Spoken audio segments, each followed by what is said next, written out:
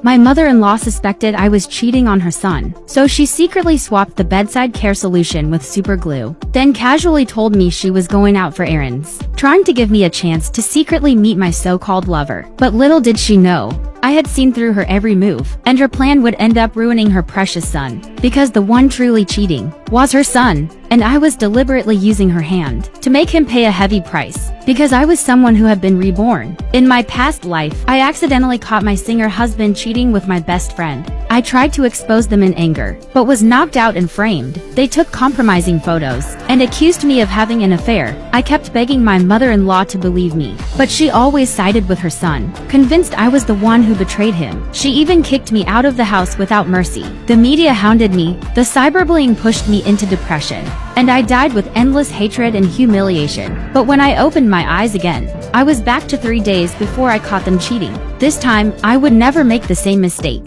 I wouldn't just expose them, I'd make them fall hard. So I deliberately took out the care solution and glue, acted suspicious in front of my mother-in-law. As expected, she remembered what her son had told her, and assumed I was planning to meet a lover while he was on a business trip. She secretly added the super glue into the care solution, then told me she'd be back late, thinking if I used it with a lover, I deserved the consequences. But she had no idea. Her son's business trip was actually a secret rendezvous with his mistress at home. Soon enough, my husband brought my best friend home. I watched everything from hidden surveillance. I used to think she came to visit me, never realizing she was hooking up with him behind my back. Sure enough, when things got heated, he habitually reached into the drawer for the care solution, and moments later, they were glued tightly together. To avoid me walking in on them, he called me in a panic, claiming someone broke in, and told me not to come back. I pretended to believe him, then called my mother-in-law, and spoke vaguely to stir her suspicion. She thought I had gotten stuck with a lover, and rushed home to catch me red-handed. As soon as she arrived, she heard strange noises from the bedroom. She was about to barge in, but then realized this was her perfect chance to kick me out.